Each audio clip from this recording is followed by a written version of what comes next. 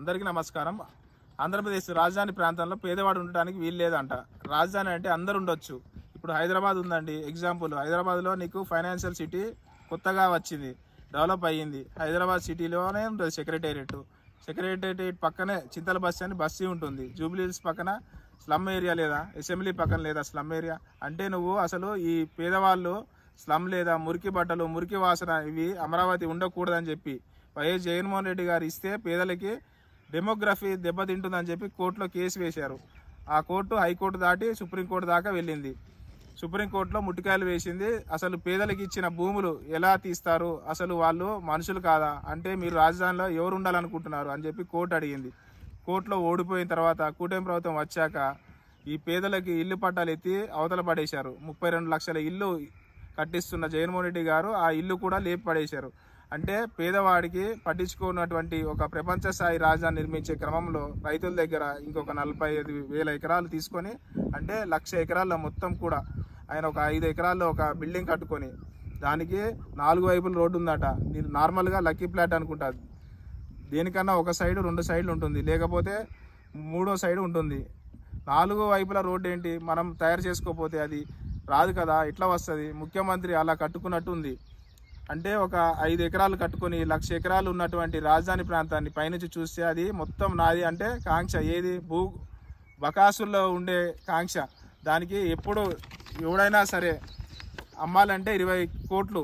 రైతులు ఏమడుగుతున్నారు? కరెక్ట్గా నువ్వు అమ్ముకుంటున్నావు, బాగుంది, మా ల్యాండ్ తీసుకున్నావు, మాకు ఏదో ఎంతో కొంత ఇస్తా అన్నావు కదా, అది ఎక్కడ దానికి ఆన్సర్ లేదు. కొంతకాలం అడ్జస్ట్ అవుతారు. ఖచ్చితంగా మీకు చెప్తున్నా వినండి, ఒక 6 నెలల లోపల రాజధాని ప్రాంతంలో రైతులు తిరుగుబాటు కాకపోతే నన్ను అడగండి. మా భూములు తీసుకొని నువ్వు ఎక్కడో సింగపూర్ అనో, లేకపోతే అమెరికానో, లేకపోతే ఇంకొకడో ఎన్ఆర్ఐ అనో వాళ్ళందరికీ మా భూములు కట్టబెట్టి తక్కువ ధరలకి నువ్వు రియల్ ఎస్టేట్ వ్యాపారం చేసుకునే దానికి నువ్వు ఏం చేయబోతున్నావు అనేది ఇక్కడ నిజంగా కడితే అంత కట్టగలవా? కడితే నువ్వు 3 సంవత్సరాల్లో ఏం కన్స్ట్రక్షన్ జరుగుతుందో నాకు చెప్పండి. ఆల్రెడీ 1 ఇయర్ అయిపోయింది. ఇప్పుడుందంతా టెండరింగ్లోనే ఉన్నట్లు ఉంది. టెండరింగ్తో వాళ్ళని మొత్తం కుదరాలా, L1 రావాలా, L1 వాడు ఎవడో చూడాలా, వాళ్ళ దగ్గర మళ్ళీ ఎంత లాగుతారో తెలియదు.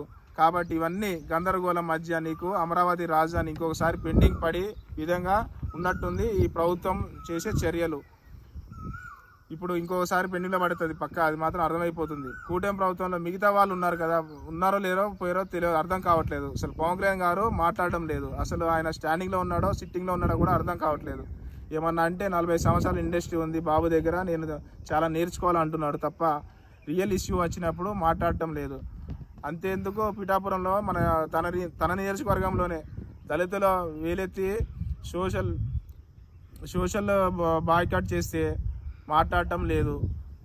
డెమోగ్రఫీ దెబ్బతింటుందని అటువంటి అమరావతి రాజధాని ప్రాంతంలో దళితులు పేదలు కానీ లేకపోతే మైనారిటీలు కానీ ఇళ్ల స్థలాలు సంబంధించి వాళ్ళని కూడా ప్రశ్నించడం లేదు.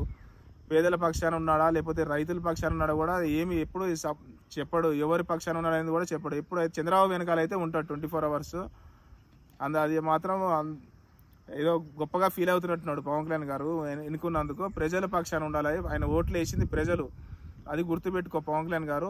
ఇట్లా మీ పి కోటేశ్వరరావు, కందుకూరు నియోజకవర్గం.